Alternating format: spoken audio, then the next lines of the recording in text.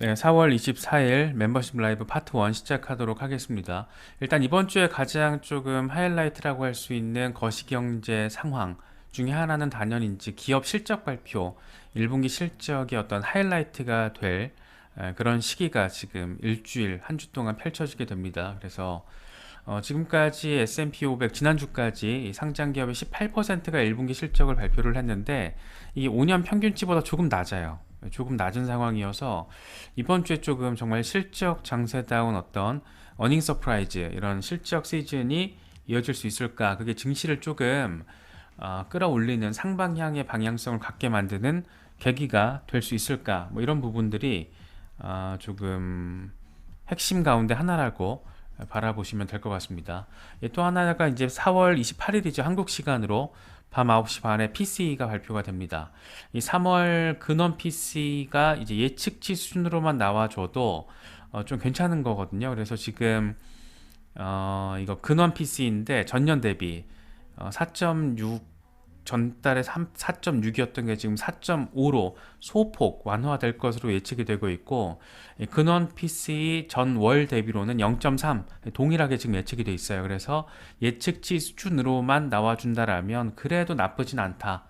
그런데 상황을 좀 봐야겠죠. 이게 또 예측치보다 더 좋게 나올 수도 있고 더 안 좋게 나올 수도 있기 때문에 일단 상황은 좀 봐야겠지만 그래도 소폭 조금 완화된 어떤 흐름을 이어서 CPI에 이어서 보여주지 않을까 뭐 그렇게 생각이 또 됩니다. 그래서 PC라는 게 특히 근원 PC라는 걸 미국 연준이 굉장히 중요한 거시경제 데이터 중에 하나로 CPI보다 더 중요하게 생각을 한다라고 하죠. 그래서 이제 5월 FOMC 앞두고 PC가 발표되는 거기 때문에 사실 이제 금리 결정 전에 가장 직접적으로 영향을 줄 수 있는 가장 중요한 지표가 될 것이다. 그래서 PC의 결과에 따라서 증시의 방향성, 그러니까 오를 수도 있고 내릴 수도 있겠지만 그 어떤 강도가 꽤 선명하게 나올 가능성이 있다. 그래서 이게 또 하필이면 또 금요일 밤이에요. 그래서 불금이 될지 짜증나는 금이 될지 한번 좀 보시죠.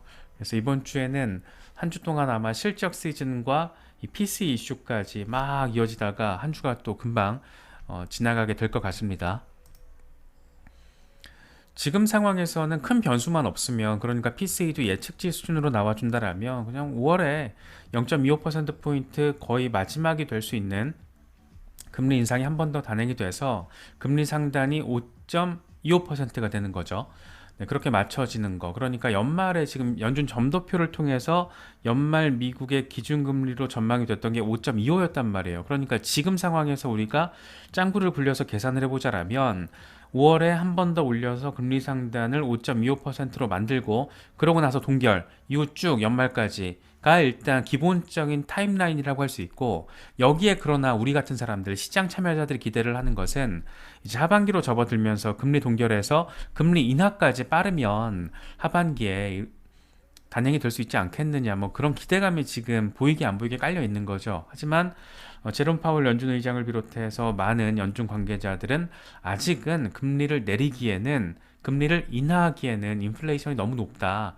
이 타겟 레이트라고 하죠. 연준의 타겟 레이트 2%를 기준으로 봤을 때는 아직 갈 길 멀다. 그래서 금리를 동결하는 것까지는 이제 어느 정도 분위기 조성이 됐지만 금리를 인하할 타이밍은 아니야. 뭐 이런 얘기하고 있습니다.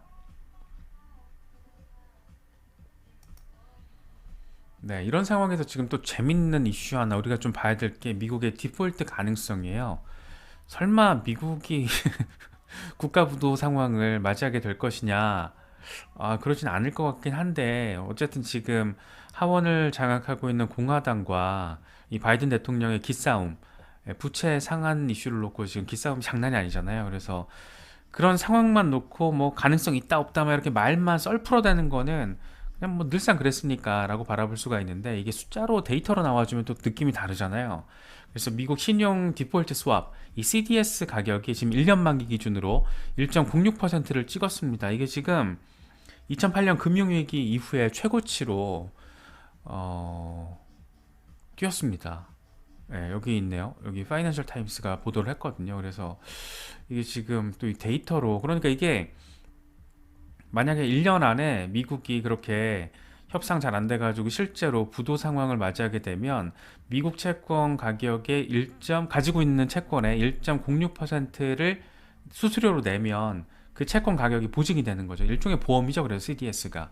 근데 이게 지금 제일 높다라는 거예요. 2008년 이후에. 그러니까 상황 자체가 심각하게는 바라보고 있구나. 뭐 이렇게 지금 우리가 생각을 할 수가 있습니다. 그래서 시장 전문가들 얘기는 다 그래요. 그렇게 쉽게 국가 부도로 이어지진 않을 거야. 부터 시작을 해서 CDS의 급증이라는 게 꼭 국가 부도 가능성을 키운다라는 건 아니다. 그런데 다만 확실한 건 뭐냐면 시장이 지금 안도하지 못하고 있는 건 맞아. 그러니까 시장은 불안한 거예요. 실제로 이 CDS가 2008년 이후 이 최고 수준을 찍었다라고 그게 바로 이제 스트레이트로 미국의 국가 부도 가능성이 높아지는 걸로 해석될 수는 없겠지만 확실한 건 시장이 지금 불안해하고 있다. 안도하지 못하고 있어. 그건 맞아. 뭐 이런 얘기들 많이 나오고 있더라고요. 그래서 이것도 지금 하나의 어떤 변수 가운데 하나로서 좀 바라보시고 팔로우업을 하시면 될 것 같습니다. 그리고 또 하나가 지금 이제 우리가 조금 멍 때리고 있는 것 중에 하나는 이 금융 시스템 위기잖아요. 이 3월, 4월 이렇게 잘 넘어가는구나 라고 생각을 하면서 잊고 있을 수가 있는데 이런 타이밍에 아예 월스트리트 저널이 제목을 그냥 찍었어요. 왜 아직 뱅킹 시스템 위기가 끝난 게 아닌 이유에 대해서 아예 분석 기사를 내버렸어요. 그래서 은행의 안정성 위기는 아직 해결된 게 아니다. 이 몇 달 동안 아마 명확한 답도 안 나올 거야.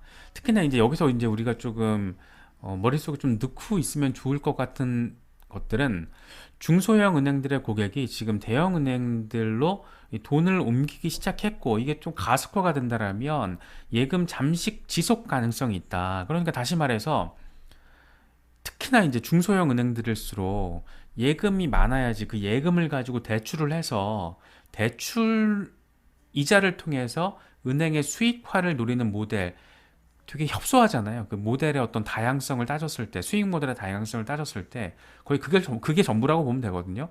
그러니까 대형 은행들도 한 방 먹을 수가 있는데 그나마 지금 중소형 은행들이 위험하다라고 생각하는 투자자들이 그 예금을 대형 은행들로 옮겨갔을 때 발생할 수 있는 상황들. 그러니까 아직 이 뱅킹 매스는 끝난 게 아니다. 그렇게 되면 돈 구하기 어려워질 거야. 뭐 이런 얘기 지금 하고 있는 겁니다. 그래서 이건 골드만삭스가 예측을 한 그 추산을 한 어떤 데이터가 이런 게 있대요. 은행 대출이 2% 감소할 때마다 은행의 이익은 10%가 줄어든다. 그러니까 중소형 은행들의 자금 이탈, 예금 이탈이 대형 은행들로 계속 이어졌을 때 중소형 은행들의 대출 당연히 감소가 되겠죠. 그러면 은행의 이익이 대출보다 5배씩 줄어든다라는 거예요. 그렇게 되면 은행이 더 망해서 나가 떨어질 수 있는 가능성을 생각해 볼 수가 있으니까 그렇게 되면 추가 파산이라는 어떤 표현이 나오게 되는 거죠. 그래서 그런 상황이 이어질 수 있다라는 거에 대해서 월스트리트 저널이 지금 약간 알라밍 성격의 기사를 이렇게 제시를 했습니다. 증시 안팎으로 지금 막 어수선한 상황들이 느껴지시죠?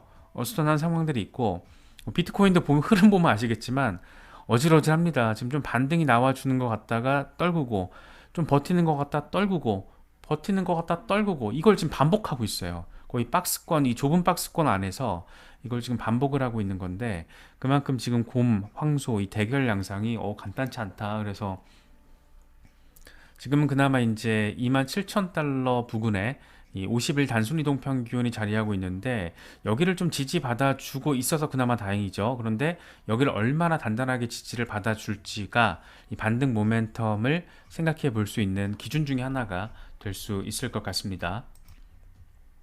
라케시 오페디에 같은 경우에는 50일 단순 이동 평균 지금 26,900달러 부근인데 여기가 깨질 경우에는 25,200달러 거쳐서 2만 달러까지도 가능하다.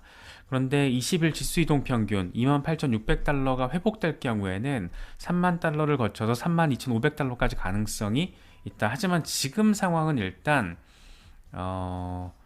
28,600달러 부근에 20일 지수 이동 평균이 살짝 빠지고 있는 상황이라서 그렇게 마냥 긍정적으로 기대하고 희망적으로 바라볼 상황은 아니다라는 뉘앙스도 좀 깔려 있더라고요. 그래서 그런 부분들도 좀 참고하시면 될 것 같습니다. 그나마 지금 조금 오늘 위안이 되는 내용 중에 하나는 이게 아니었나 싶어요. 이 스탠다드 차타드의 분석가가 크립토 윈터 끝났다, 아예 대놓고 이렇게 밝히면서 2024년 연말까지 10만 달러 갈 수 있어, 뭐 이런 얘기를 하고 있습니다. 그래서 불확실성이 아직 남아 있지만 내년 연말까지 10만 달러 뚜렷해지고 있다.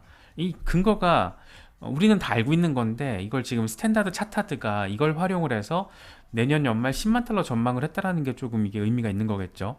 스탠다드 차타드가. 그래서 은행의 위기 상황이 비트코인으로 돈이 흘러 들어오게 만들었었잖아요. 그걸 우리가 이제 3월, 4월을 지나면서 겪었던 거잖아요. 그럼 여기에다가 이제 금리 인상 종료 사이클로 지금 접어들고 있고, 또 채굴 수익이 개선되고 있어서 이 가격 상승을 견인하게 될 거야, 뭐 이런 얘기를 하고 있습니다. 그러니까 이건 사실 이제 리스크 해치로서의 역할도 해준다라는 의미여서 이런 식으로 좀 되면 좋겠죠. 되면 좋겠는데, 무엇보다 이걸 어떤 트위터 공간에서 주로 활동을 하는 분석가들의 멘트가 아니고, 이런 굉장히 올드 레거시 금융의 어떤 상징 중에 하나잖아요. 스탠다드 차타드가. 예, 스탠다드 차타드, 특히 이제 영국 베이스 자본이죠. 여기서 지금 이제 크립토 윈터 끝났다라고 바람을 넣고 있는 거예요. 예, 잘 우리가 여러 번 살펴봤지만 지금 영국이 되게 적극적으로 크립토 산업들을 향해서 뻐꾸기를 날리고 있는 이 와중에 왜 스탠다드 차타드가 지금 크립토 윈터 끝났어, 내년까지 돈 엄청 들어올 거야, 그리고 비트코인 10만 달러 내년까지 찍을 거야, 뭐 이런 얘기 지금 하고 있어요. 네, 재밌죠? 지금 단기적인 흐름에 대해서 마이클 반데포페는 비트코인이 지금 조금 저항을 확인을 했고, 이 펀딩비도 조금 마이너스 쪽으로 가기 시작했고, 그래서 이거는 곧 바운스가 나온다라는 얘기인데, 그럼 어디에 어느 부분에서 나올까? 그러니까 가격이 얼마대 구간에서 반등이 나와줄까? 내가 생각하기에는 지금 26,500달러에서 27,000달러 사이에서 강세 다이버전스가 만들어지고 있다라고 난 생각하고 있어. 그래서 그리고 나서 이제 이게 다이버전스가 확인이 된다라면 그 이후에는 29,200달러까지의 회복이 이어지게 될 거야. 그러니까 지금 마이클 반데포페는 조금 더 빠질 수 있더라도, 조금 더 빠지더라도 26,700달러 부근, 26,000달러 중반까지 빠질 수는 있지만 여기서 강세 다이버전스가 만들어져서 29,200달러까지 가게 될 거다. 이거 지금 4시간 차트거든요. 그러니까 이번 한 주 거치면서 한 5월 초까지 몇 주, 한 1, 2주 이 정도 안에 가능할 것 같아, 뭐 이런 얘기 지금 하고 있는 겁니다. 네, 이건 TA 트레이더 앨런 얘기인 건데, 이게 지금 차트를 조금 크게 보면서 말씀을 드리는 게 나을 것 같아요. 일단 간단하게 여기서 이 차트의 흐름에서의 중요한 지점은 이, 이게 2015년 상황이거든요. 과매도가 계속 발생했을 때 가격이 떨어지고, 과매수가 계속 RSI에서 확인이 되면 가격이 올라간다. 근데 지금 과매도가 계속 확인되면서 약세장을 겪었기 때문에 이제 더 큰 상황에서 과매도 상황이 이번에 나왔어, 그럼 앞으로 어떻게 될 거냐, 이렇게 간다 라는 얘기를 하고 있는 거예요. 좀 키워서 볼게요. 2015년 같은 경우에는 하나, 둘, 셋, 넷, 다섯, 여섯, 일곱 번에 걸쳐서 이제 과매도 영역이 확인이 됐던 겁니다. RSI에서. 그러고 나서 이제 당연히 이제 과매도 다 팔아제끼니까 약세장이 이렇게 이어졌던 건데, 그러고 나서 한 번, 두 번, 세 번, 네 번에 걸쳐서 이 과매수 상황이 RSI를 통해서 확인이 됐죠. 거의 100까지 갔어요. 거의 99가 90을 넘겨서 어마어마하죠. 그러고 나서 이 포물선형 랠리가 발생했다. 그런데 지금 같은 경우에 이번에 우리가 이걸 본 거잖아요. 예, 과매수 상황. 비트코인이 확 올해 들어서 확 그냥 석 달 동안 내달려 주면서 이번에 조정 오기 전까지. 그래서 비슷한 지금 흐름이 나왔기 때문에 이렇게, 물론 이제 여기서도 과매도가 나올 수는 있겠죠. 그런데 그건 모르겠지만 과거 상황을 좀 대입을 해보면 기계적으로 봤을 때 한 번의 약세장, 강세장이 어떤 신호가 지금 등장했다. 꼭 이렇게 간다라기보다 이렇게 갈 수 있는 재료 하나가 지금 데이터적으로 하나 나왔다, 이런 얘기를 지금 TA 트레이더 앨런 같은 경우에는 하고 있습니다. 이건 캡틴 5빅인데 이게 지금 4시간 차트거든요. 4시간 차트에서 이번에 지금 하단 지지라인의 지지를 한 번, 두 번 더블탑을 했다라는 거예요. 그래서 갈 거다. 그래서 29,000달러까지 간다, 뭐 이런 얘기를 지금 캡틴 5빅은 하고 있습니다. 머스타시 같은 경우에는 지금 뭐 이거 크립토 전체 시총 차트거든요. 이거 지금 다 리테스트 잘 하고 있어. 지금 리테스트 상황을 얘기하고 있어요. 그래서 걱정할 이유가 없어. 걱정하지 마. 이거 분명히 좀 알아둬야 될 게 있는데 뭐냐면 이런 작은 페이크아웃은 항상 가능해. 왜 이런 걸 하냐면은 이 위크핸드들 떨궈내기 위해서 시장에서 흔들려고 지금 할 벌어지는 일들이야. 그러니까 걱정할 거 없고 지금 지지받고 있는 거니까 상단 저항 뚫고 지지받았잖아. 그래 크립토 전체적으로 잘 갈 거야. 예, 뭐 이런 얘기를 지금 하고 있습니다. 네, 이거는 이제 자산을 비교를 해 놓은 거예요. 그래서 한 가지를 골라라. 20년 동안 너의 자산을 키워줄 한 가지를 골라봐. 이러면서 이제 주식, 부동산, 골드, 비트코인 이렇게 비교를 해놨는데 주식은 무제한이죠. 이거는 이렇게 얘기를 할게요. 주식은 무제한이고 중앙화돼 있고 유동성은 있지만 유틸리티가 없고 부동산 같은 경우에 상대적으로 조금 희소 가치가 있지만 중앙화돼 있고 이게 조금 유동화시키기가 어렵죠. 유틸리티성은 당연히 있고 골드 같은 경우에는 상대적으로 이것도 역시 희소하긴 하지만 이 중앙화되기도 하고 탈중앙화돼 있기도 하고 두 가지 성격을 다 갖추고 있고 상대적으로는 유동성을 가지고 있고 기능성도 있다. 비트코인 같은 경우에는 완전한 2100만 개로 희소성을 가지고 있고 디센트럴라이즈 돼 있고 유동성 있고 기능성 있고 이게 제일 좋네. 이것만 봐도 이게 제일 좋잖아요 지금. 뭐 이런 얘기를 하고 있는 겁니다. 꼭 이게 이제 우리 같은 사람들한테는 이게 제일 좋은 걸로 보이죠. 예, 그리고 이제 뭐 집 한 채는 있어야 되니까 살 집은 있어야 되니까 여기 가는 거고 조금 안전빵 차원에서 이제 스탁 계속 우상향을 한다라는 장기적으로 봤을 때 그런 믿음 아래서는 투자 가능한 뭐그 정도로 바라보면 되지 않을까 뭐 싶습니다. 마이클 셀러예요. 마이클 셀러 요즘에 뭐 난리 났죠. 뭐 계속해서 비트코인은 불안정한 세상에서 완벽한 존재야. 그게 비트코인이야. 이 비트코인의 목숨 건 남자. 요즘에 맨날 이런 얘기 지금 강조해서 하고 있습니다. 요즘처럼 조금 이렇게 시장이 흔들리고 조정이 올 때 이럴 때일수록 좀 마음을 잘 다잡아야겠죠. 멘탈 케어는 채팅방 오셔가지고 하시면 됩니다. 이 멤버십 오픈 채팅방 개설됐으니까 회원분들은 이미 뭐 멘탈 케어 잘 하고 계신 것 같고 여러 대화 통해서 서로 의지하시면서 잘 활용하시면 좋겠습니다.